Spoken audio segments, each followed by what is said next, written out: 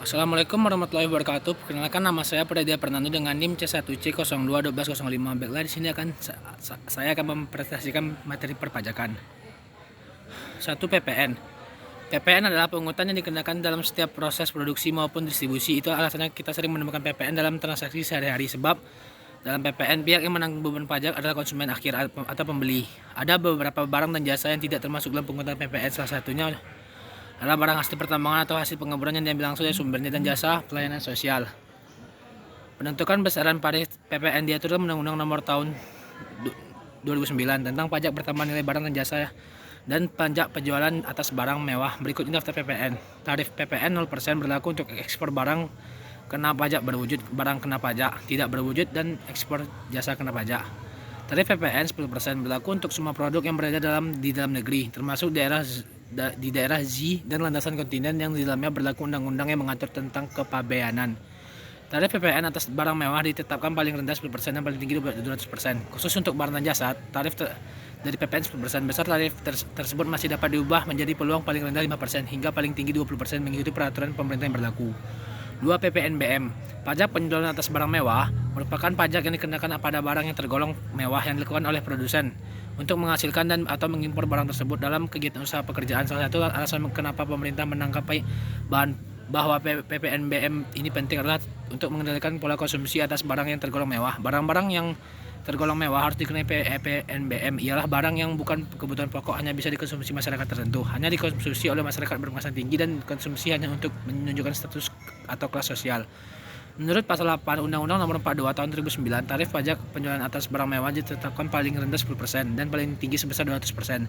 Jika pengusaha melakukan ekspor barang kena pajak yang tergolong mewah, maka akan dikenakan pajak dengan relatif sebesar 0%. 3. PBB.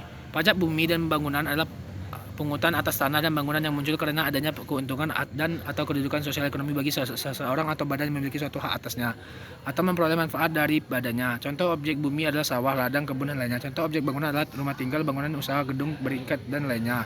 Subjek pajak adalah data orang pribadi dan barang mempunyai hak atas bumi dan memperoleh manfaat atas bumi. Memiliki bangunan, menguasai memperoleh manfaat atas bangunan.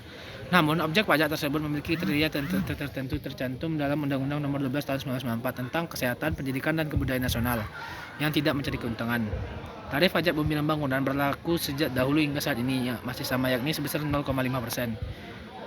BPHTB sendiri merupakan pungutan atas perolehan hak atas tanah dan atau pembangunan. Pungutan ini ditanggung oleh pembeli dan hampir mirip dengan PPh bagi penjual, sehingga pihak penjual dan pembeli sama-sama memiliki tanggung jawab sebesar membayar untuk pajak. Keberadaan BPHTB dikenakan kepada pribadi atau barang karena perolehan hak atas dan bangunan merupakan perbuatan atau peristiwa hukum yang mengakibatkan diperoleh hak atas atau bangunan oleh pribadi atau badan. Tarif pajak sebesar 5% dan pengenaan pajak NPOP atau NPOP-TKP. Seperti kita tahu besarnya NPOP-TKP di masing-masing wilayah berbeda, namun berdasarkan Undang-Undang Nomor 28 Tahun 2009 Pasal 87 ayat 4 ditetapkan besaran paling sebesar 60.000 untuk setiap wajib pajak.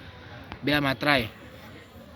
Bea materai adalah pajak yang dikenakan atas dokumen yang bersifat perdata dan dokumen untuk digunakan di pengadilan. Sedangkan mengutip dari laman DJB, bea materai merupakan pajak atas dokumen yang terhutang sejak saat dokumen tersebut ditangani oleh pihak-pihak berkepentingan atau diserahkan kepada pihak lain. Jika dokumen itu hanya dibuat oleh satu pihak, menurut Undang-Undang Nomor 13 Tahun 1985 tentang bea materai disebut kalau fungsi material adalah pajak dokumen yang dibebankan oleh negara atau dokumen tertentu. Jadi pada dasarnya bea materai adalah pajak atau objek pemasukan kas negara yang terhimpun dari dana masyarakat yang dikenakan terhadap dokumen tertentu.